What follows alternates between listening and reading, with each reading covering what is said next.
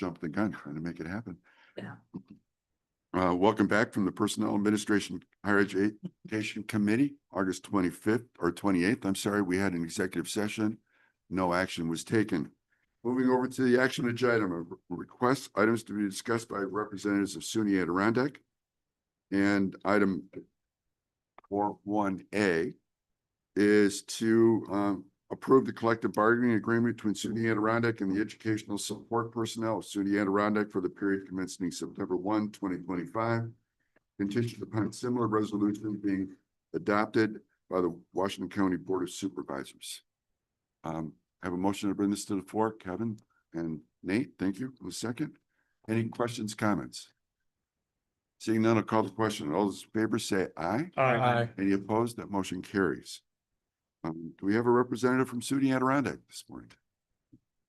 Seeing none, we'll move on to item 2. Request to be discussed by the Human Resources Director. Jackie? Anything this morning? I just have my report if anybody has a question, and then we have a presentation from Marshall and Sterling. Okay. Without objection, Matt, would you like to address? Sure.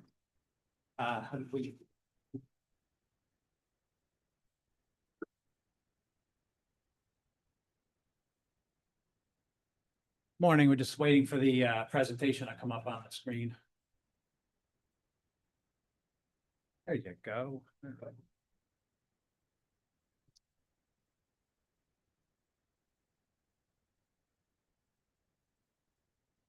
All right, so I'll go ahead. I don't know if this is working now, but I'll go ahead and get things kicked off. So first of all, good morning, everybody. Thanks for having me. It's good to see everybody as usual. And, you know, every year I come here, obviously, and we're getting close to renewal time. And I want to go into what the 25/26 rates are looking like and what's going into the cost, what's making the cost change, and give you a little bit of a perspective as far as the rest of the market. I picked up the CA. So just as a reminder, Warren County's benefits renew December 1st. That's medical, dental, vision, all those types of things. And in order to stay on track with open enrollment, obviously we're seeking approval to go through this today, but certainly ask questions, of course. So we don't have to go through much of this next few pages. It's just our corporate overview. We've been around forever and we got a lot of employees and you all know us fairly well. We'll skip through some of that. My contact information's in there. You can certainly always reach out to me on my cell phone if you'd like. I do want to go over real quick kind of the setting of what we have. We have a working group that's been established way back when in 2017 when we moved from a fully insured plan to a self-insured plan. And I want to commend everybody on that because the intent of this really, as you can see, is to go through and really drill down and dig into claims, trends, where costs are going, what we can do for cost containment, future planning. We're always looking 3 to 5 years ahead, you know, evaluating vendors and what any potential impact to employees have. And trust me, we are there 1.5 to 2 hours every meeting, and we are really drilling down. So I want to commend everybody on that team for being a part of it, being engaged, and helping to shape where things are going. So healthcare trends. There's some things obviously happening in the background of what's driving healthcare costs up that we have to talk about. You know, one thing is it's a reality. The Warren County benefits, you have 2 plans that we have listed in here. Your primary plan is a outstanding health plan, really. Very low copays. And, you know, you have something called inflation or trend in the medical world. And healthcare costs just go up in the background, regardless of what we do. And with your copays staying the same, meaning the members' copays for hospital doc visits, prescriptions, all those things, you get something called leverage trend, which just means inflation hits the county a little bit more because the employee portion of the cost isn't changing. Second bullet here, I just want to highlight, just so you're aware, you're certainly a large employer, self-insured, but just to give you an idea, in New York State, for employers under 100 employees, the carriers have submitted rates to the state, an average of about 20+% or so. But just to give you an idea of what's happening in the small group market, at least in New York State, it's a little bit of a benchmark for you to look at. That's what they've asked for. Those will probably settle somewhere in the mid-teens. So it's not expected to be a very good year overall from healthcare increases in New York State. Next thing, federal, there's stuff going on in Washington, of course, federal cuts to Medicaid and the ACA subsidies is just eventually leading to higher uninsured rates. You know, it could drive, not so much to Warren County, but we would expect that to drive more employees to employer plans. And of course, hospital and provider consolidation is a real thing. Just lack of competition to shortcut that one.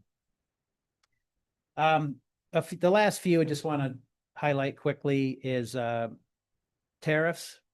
It's not necessarily a direct impact on healthcare. It's a little bit smaller at this point, but you think like durable medical equipment, things that are manufactured overseas, you know, there's potential impacts to costs on that side. But there's tariffs don't apply to a doctor's visit, let's say, directly. So, but it's a little bit minor. Gene and cell therapies are real things. I have one I want to give you an example of in here, but some of these drugs are millions of dollar prescriptions that are out there now. The one that we talked about last year, I'll probably be up here talking about it for the foreseeable future, is this the GLP-1 prescriptions. These are for weight loss.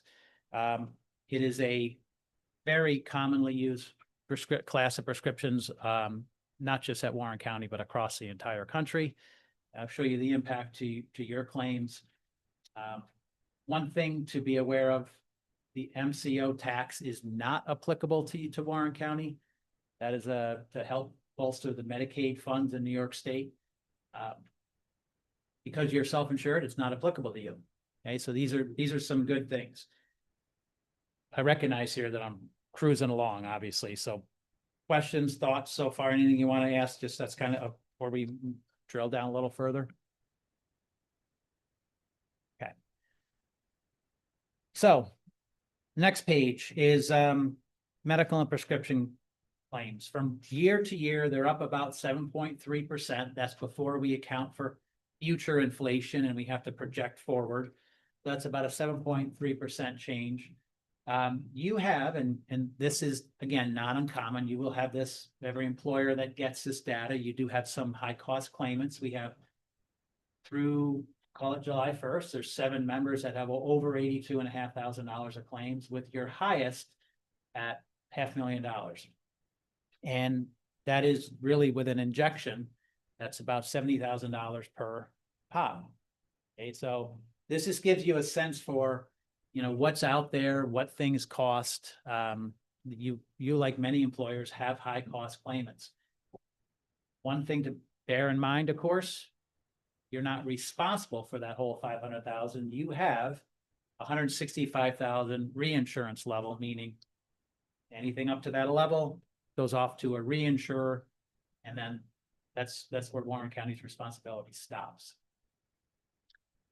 The one I want to highlight is the weight loss drugs, as I mentioned, and you know, this is not a statement whether they're good or bad or whatnot. Long term, there's going to be some obviously impacts to the better for lower costs from hospitalizations and surgeries and knee replacements and cardiac and all those things. But in the short term, until that data really matures, you're just bearing the, you know, you see the cost of it. Paid claims increased by 71% or so, going from 600,000 to over $1 million in the period. And believe it or not, these drugs, and this is not uncommon, they represent about 30% of your overall prescription costs. And I can tell you, if we were here 5 years ago, I could give you a top 10 report of your prescriptions. And the first one would probably be cancer, and the second one would be MS, and maybe rheumatoid arthritis would be up there. And now out of a top 10 report, these drugs make up like 1, 3, and 7 or something. So it's a dramatic impact. I will say the working group, we're evaluating it every meeting. It is a known, and you know, it is on the radar screen too. You know, what options we're going to consider in the future. But again, you're not alone in this. stating an obvious fact to you, though. So we moved last year to Proact on the pharmacy side and a company called Payer Matrix, and it's been, little bumps in the beginning, which is to be expected. But overall, it's been a fabulous move. Through the Payer Matrix has been $170,000 or so saved just through June. And that one is we use manufacturers' dollars to help cover the cost of some of these prescriptions.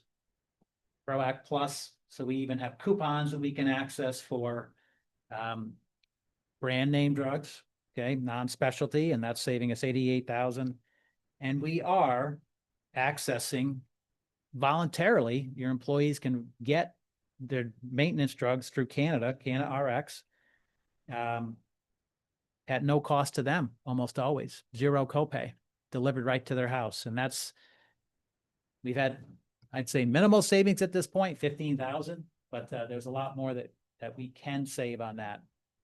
And that's, but all in all, the move has been great. Helping trend is up, but that's helping to keep it as low as possible.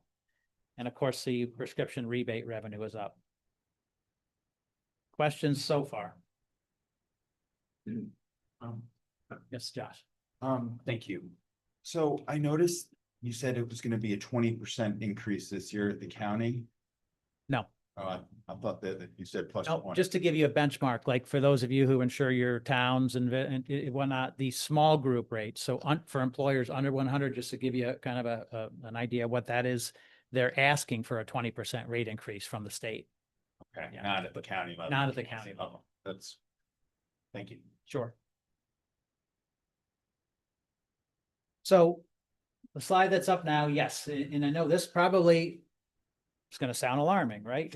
We're projecting an overall increase of just over $1 million. When you have a $12.5 million healthcare budget,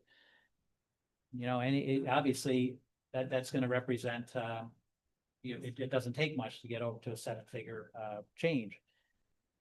We have, though, what we'll show you is we have over the years, that's assuming the benefits stay the same. No changes to benefits, of course. They're all negotiated under contract.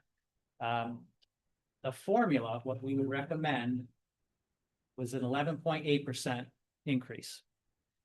Now, this is important, and this is a great thing over the years that's been developed since we moved to self-funding 2017.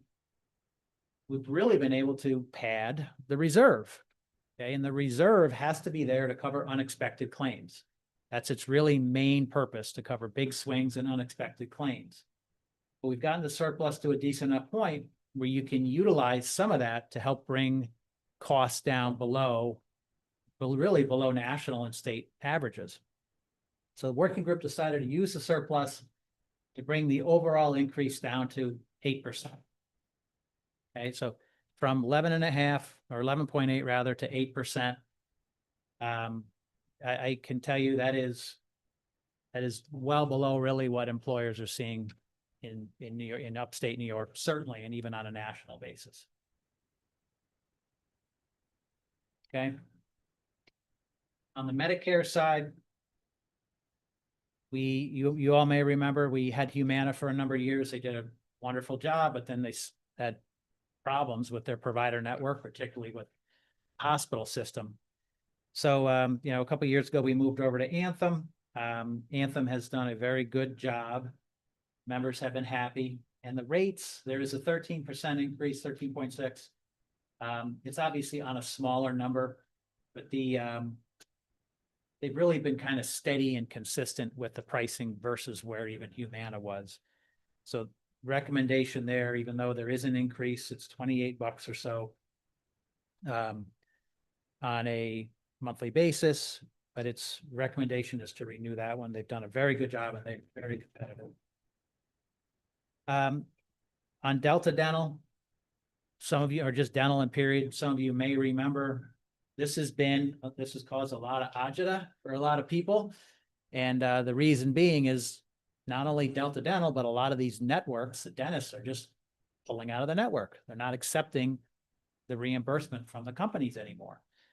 So I'm going to hold really till we get a little further to show you the analysis of this, what we're doing to improve it. The short version is we're improving the planning, staying with Delta Dental and designing it in a way that you're going to cover in network dentists and out of network dentists. So I think that's the best fix that we can have at this point, is to remain with them. We did, by the way, look at other companies, certainly like Guardian and MetLife and Mutual of Omaha and a whole bunch of them. And it just didn't make any sense to go left or right because you would give up more dentists when we analyzed it. Last two things, the vision rate, we don't have a final yet, but we're estimating at worst case a 3% change. I don't, those rates are so low, that usually represents a few pennies per pay. And the vision plans are pretty solid, and we're not seeing any changes really coming on the voluntary life side. So if you turn, and again, I'll pause for questions. Matt, Yes. thanks.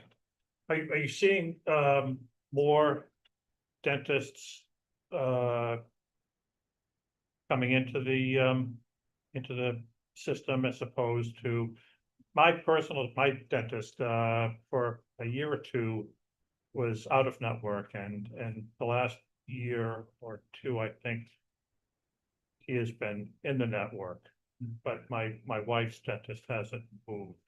Gotcha. Yeah. Seeing any trends in more and more? I mean, a couple of years ago it was really upset a lot of people. I'm sure that Jackie's office was bombarded with, calls and angry employees.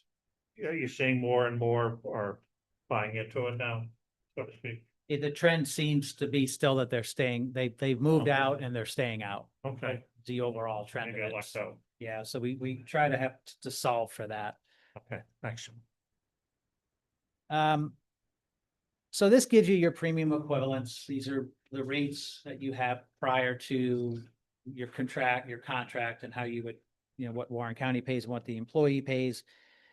Again, the top one is today's premium equivalents, monthly costs, call them. The middle one is the suggested one, that would be the original 11.8. And the ones below are what it is set at 8%. So you're aware, and it's right here, everybody can see it on the bottom.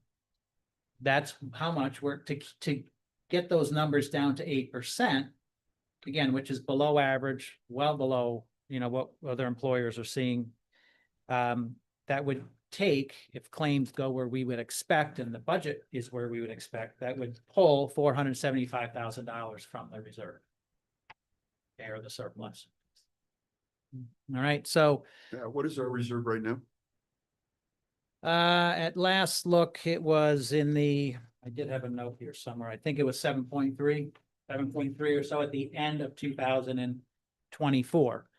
Now, just to speak to that quickly, your self-insured plan, so you pay the claims up to $165,000 for each person. We need to have a healthy reserve to have in any year, you're going to have in any 10-year period, let's say, you're going to have a couple years that are doozies, right? So we have to have a healthy reserve to cover that, and to be able to cover that without having to go out and ask for mid-year changes. So that reserve has been going down because this isn't the only year we've pulled from it. In previous years we pulled, so we have to be conscious of keeping that at a level that you can handle your liabilities, unexpected liabilities, and also have it there to be able to buffer this a little bit. Sorry, but What feels safe for you?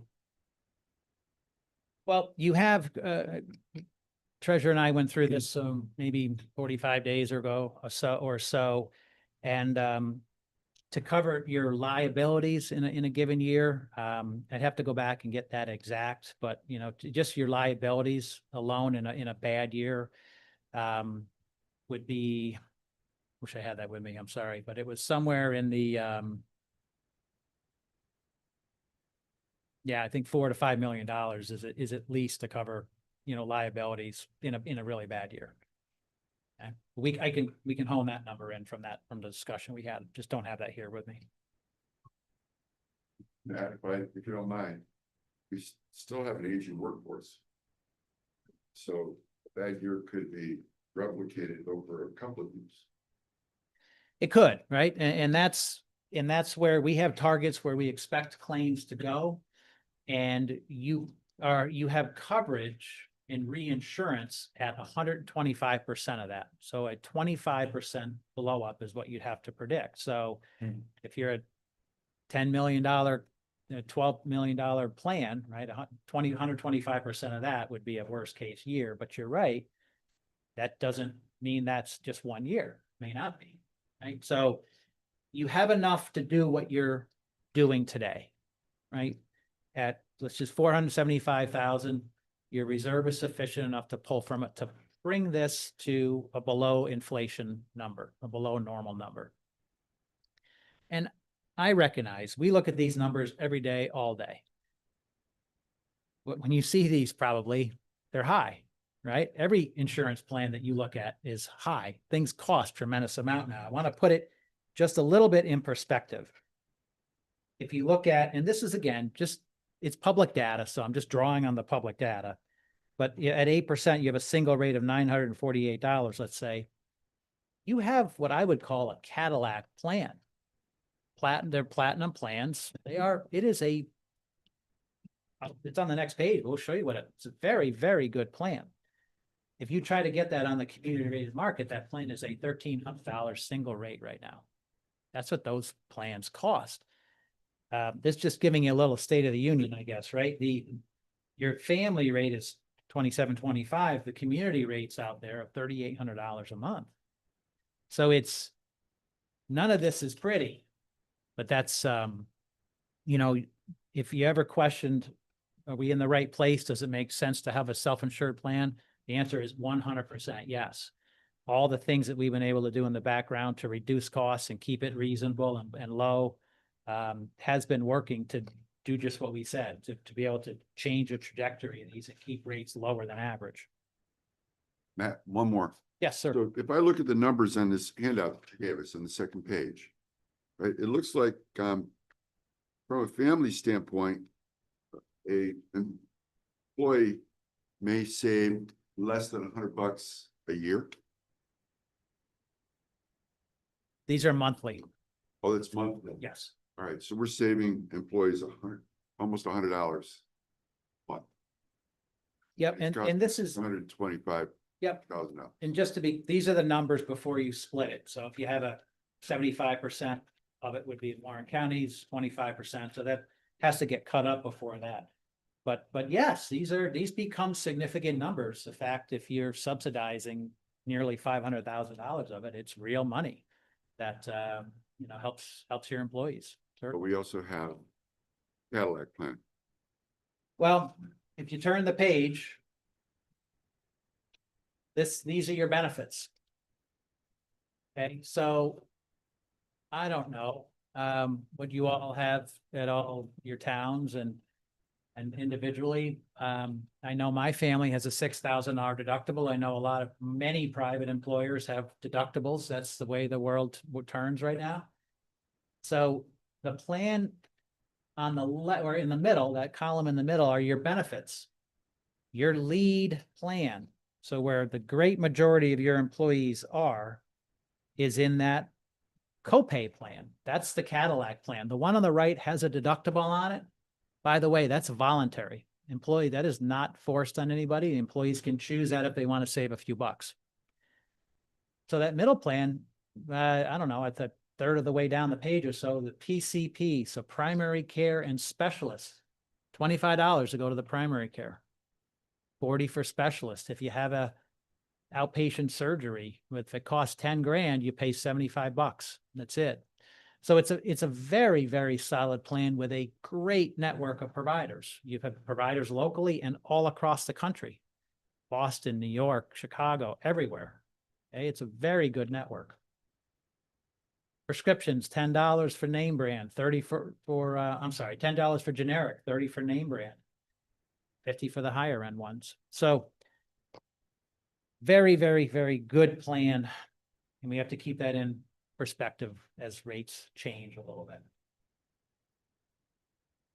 This is go to finance also. Or, so. Okay, right, sorry, Matt. Okay. Go on. Last couple pages. The next one is the Medicare. We discussed this a little bit. Yes, there's some changes with this there. It's been very close to what the old Humana plan was, and we haven't really heard much in the way of peeps on this. They've done a really good job for your retirees, replacing Humana. All the hospitals are in, doctors, we're not hearing anything on there. We talked about a $25 copay for your people who are working or early retirees. If you're on this plan, you pay $10 when you go to the doc. Okay, really solid coverage. And the rules in the background, they keep improving the member benefits on this, which also factors into the cost. But it came out of the working group recommending to keep this as is. Okay, and last one, and I'll certainly hold for questions after. This is a dental. I don't, I know some of this gets heavy, but I want to, we had to make a change this year. There were changes to the plan. There was just a number of issues with providers leaving, as I had mentioned. So on the left-hand side, that is your current Delta dental plan. And a couple lines down, there's a row that says out of network. You had a fee schedule plan, meaning if you're an in-network dentist, I'll just give you an example. These fee schedule plans, what they do is if you're an in-network dentist that accepts the dental fee schedule, they may pay you $35 for a cleaning, and the dentist would accept that, and then that's fine. The patient isn't billed any further. That's not really a problem until dentists start to leave the network, right? So that's when it became a problem, because Delta Dental would pay an out-of-network dentist that same $35 as an example. So if the dentist charges $100, where's the extra $65 coming from? I think you all know it's coming from the member. So that became a problem as more dentists drove out of the network. So option one was a plan that really is the same type of thing. It was a fee schedule plan. We increased the annual maximum, but decided that really wasn't going to work. So we went to the very far right plan, increasing the dental maximum from $1,500 to $2,000. But more importantly, that in the red, the out-of-network UCR, that's usual, reasonable, and customary, we significantly increased the reimbursement for out-of-network dentists to where it's going to pay on average what 9 out of 10 dentists would charge in our backyard. It's going to pay that rate. People could have a small, maybe a small balance due, but it's likely to be small. So the rates are increased because we really increased the benefits of the plan significantly. Coming out of the working group and from all the discussions we've had, the thought was, we needed to take action, give people a better plan that's going to work for them, and they're willing to pay a few bucks more for it. That was a suggestion, the recommendation coming out of the group, and I tend to agree because just all the problems we've heard with Delta so far. Again, it's not really Delta, it's network dentists leaving. Okay, so that was a heavy download. I know. So we have a few things: medical, dental, vision, Medicare Advantage. Okay. Questions? Mr. Schuett, I know at the town level, we saw nearly a 20% increase last year, seeing a 11.8% increase at the county level, and we're taking about $500,000 or a little less to get us down to an 8% increase. I see COLA increases at 3 to 4% for wages. Where are we? Has anyone ever kind of looked at where we're going to be in 10 years? Yeah, it's not a county issue, it's a national issue, right? It's a statewide and national issue. And you bring up a great point, how long is this sustainable? right? That's ultimately the question. And, we are in the best position you can be in at Warren County, meaning you're self-insured and we can take some action. And the costs would be, I can't even guess, 30% higher had you stayed where you were 7 years ago or 8 years ago, right? Because we can do things to reduce costs. And that's the task of the working group, really, to evaluate all options to reduce costs, because the system, which probably everybody can guess, is pretty dang broken. Right? So we have to take advantage of every possible cost containment method we can do. Sometimes, and I know this is hard for members, but sometimes that means change, right? That means changing the vendors we use. That means changing networks sometimes, and all those types of things. If we want to control that 8%, that 11%, we have to be willing to change and stretch a little bit to take on different options. Because there's nothing, maybe from what you're feeling, there's nothing really on a New York State level or a federal level that's going to change what's in front of us for the foreseeable future. We'll put it that way. Thank you. Any other questions? So before us is a resolution to authorize renewal and continuation of health, dental, vision, and voluntary life accident and critical illness insurance benefits for county officers, employees, and retirees. That just went through all the details. Recommendation to lower the contribution for employees from 11.8% to 8%. Taking money out of the reserve. So it's up to this committee to make that decision and not passing it on to finance. So I'm curious, are there any other questions or concerns? Anybody on the working group? Any heartburn from people on the working group that continued past to now? Anybody on the working group have a significant problem with what's being proposed? Not to my knowledge. Some of them are here. Yep. So I might add, the budget officer had some thoughts about us removing more from the reserve. Thought it was a good idea. So to me, that was an important recommendation. Josh, did you have a question also? No. Any others? Ben?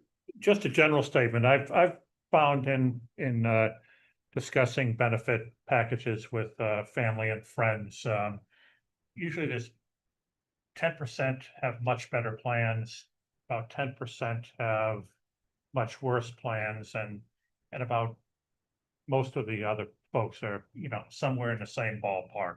So we can argue about nickels and dimes, but I think that we've got to take a holistic, approach to our decision, and if it looks good, we've got to consider, the future as Nate mentioned, but I would support it. So I do need a motion to bring this to the floor.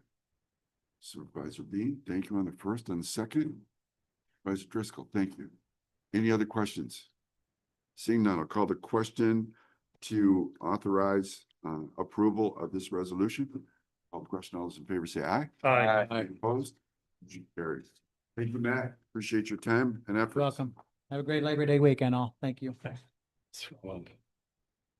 Moving on, item 3 is referral from the Environmental Concerns and Real Property Tax Services Committee. The request to appoint a director of real property tax services at a salary not to exceed $96,422 to fulfill the remainder of the unexpired term to be vacated upon retirement of the current director from September 27th, 25 to September 30th, 25, as well as for a new 6-year term, October 1st, 25 through September 30th, 31. Were those dates correct? Yes. State that term. Motion to bring this to the floor. Supervisor Molino, thank you on the first or the second. Supervisor Bean, thank you. Any questions? what was just said? Something about the state? Yeah, Amanda, go ahead. Larry? Oh, you're a little fast. Yes, thank you, Mr. Chair.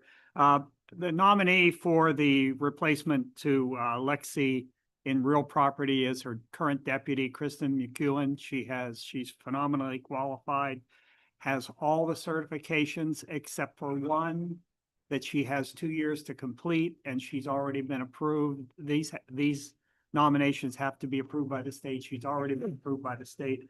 I would like to have the resolution reflect her name, as we go forward with this.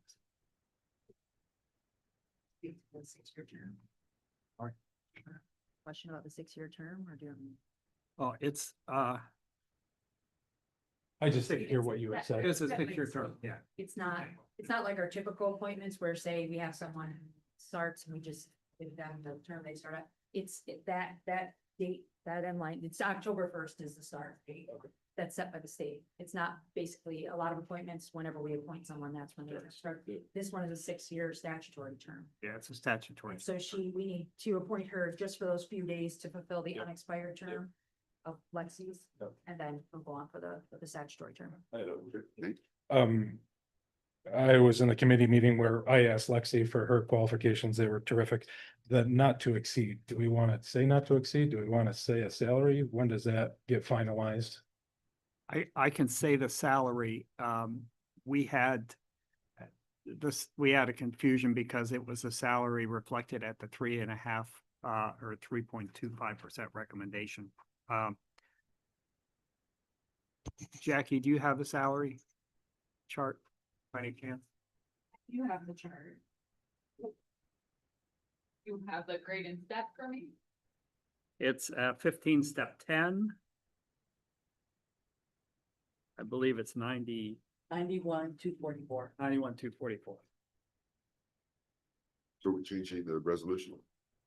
Yes, you have a motion on the floor. We need to amend that to state that you'll be appointing Kristen McEwen and the salary of 91,244. Okay, Your motion is made by Mr. Marlene and second. Mr. Molino, Mr. Bean, are you okay with the modifications? And just repeat it, 91, what? 240. That's what I thought. Okay, yep. Both are agreement? Okay, any other questions regarding this? Seeing none, I call the question on this motion. All those in favor say aye. Aye. Any opposed? That motion carries. Moving over to item 4. And this is a resolution to rescind resolution 125 of 2025 and approving a separate resolution making nomination of 2 individuals to the CDTA Board of Directors. Motion to bring this to the floor. Nate, thank you. Kevin, thank you on the second. Questions, comments? Seeing none, I'll call the question. I'm sorry.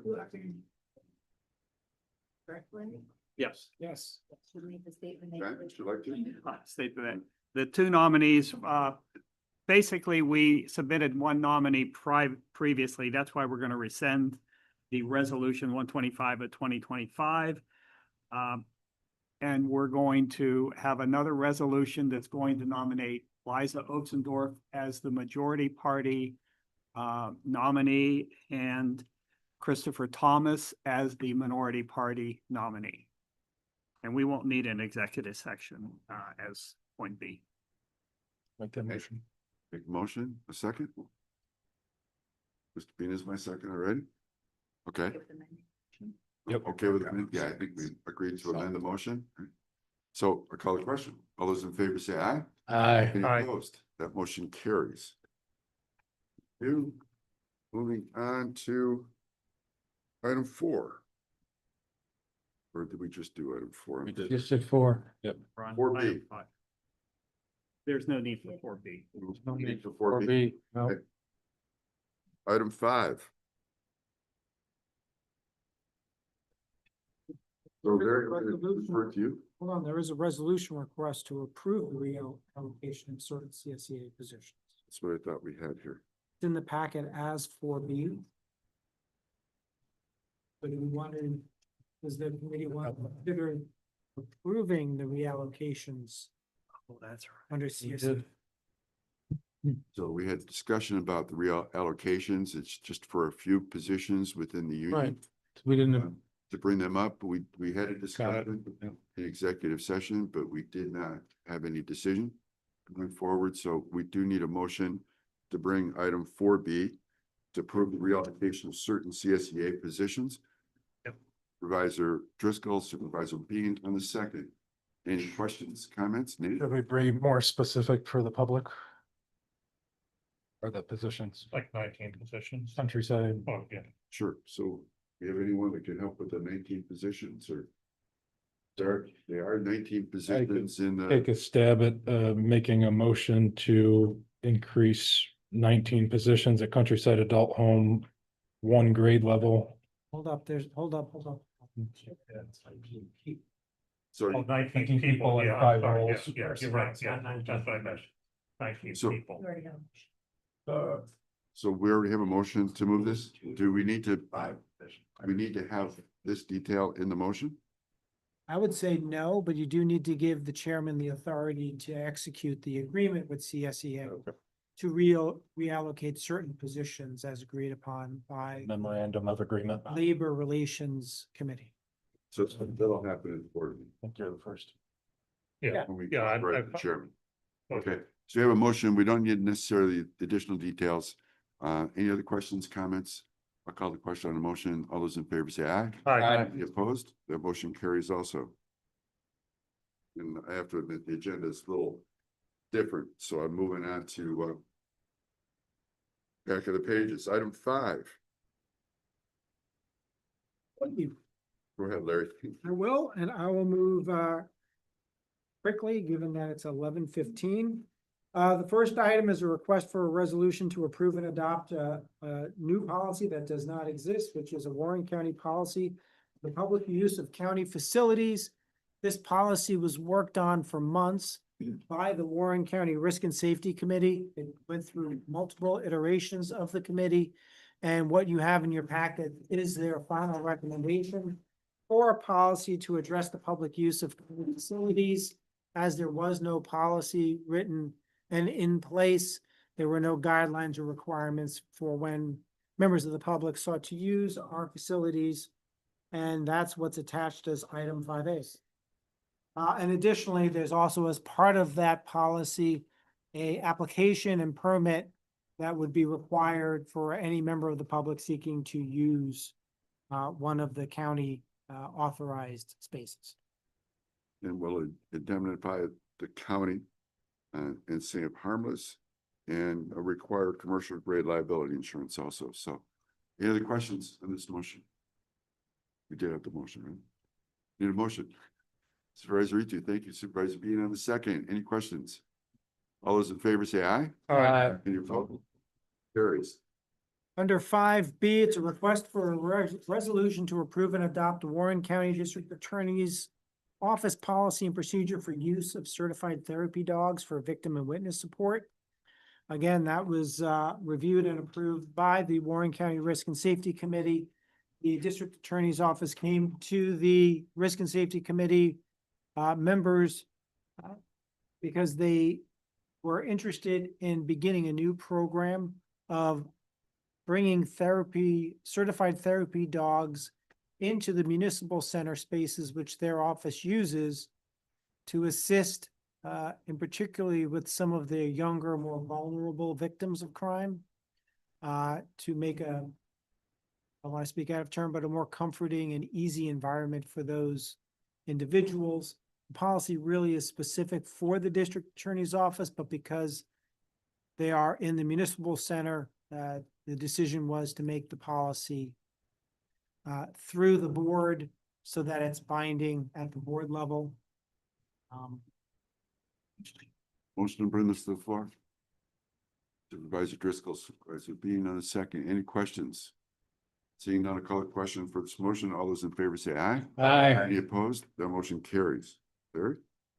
5C is a request for an appropriation in the amount of $1,201.08 from budget code A 863.00, the insurance reserve, to budget code A 4018.0040441, preventative program, health education, auto repairs, as and for reimbursement to DPW for windshield damage that occurred to a county fleet vehicle. It was a vehicle being operated by public health that suffered the damage. Motion, Supervisor Merlino, thank you. Supervisor Bean in the second. Any questions? No comments. Call the question. There. I just wanted to add that this is very similar to the health insurance where we're trying to quote unquote self-insure. We're adjusting these claims in-house. This is a claim between two departments as DPW was able to do the work and the repairs. This reimburses DPW from another department's line. Any other questions? I'll call the question on a motion. All those in favor say aye. Opposed, that motion carries. Moving on. Attached in your packets for discussion under 5D is the monthly report through the end of July 2025 of payments from the insurance reserve. This report is required per the authorizing resolution that authorized the county attorney to settle claims under the amount of $25,000. New addition is really the fifth one, which was also approved by the Board of Supervisors at the last meeting, which related to a vaccine loss due to a refrigerator failure. If there's no questions on that, I can move right to 5E. Seeing no questions, I would ask the committee to enter into an executive session under Public Officers Law, Section 105(1)(f) to engage in discussions of matters leading to the appointment, employment, promotion, demotion, discipline, suspension, dismissal, or removal of a particular person.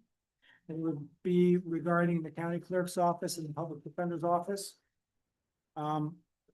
As in for a litigation update, I am going to rely on what's in your packets for this month in an attempt to cut the executive session time a little shorter. And I would ask that the Director of Human Resources, as well as the public defender, the county clerk, and the deputy county clerk, if they're outside of this chamber, be authorized to sit in for the executive session. Motion to bring this to the floor. Nate, Kevin, all those in favor say aye. Aye. Opposed, we will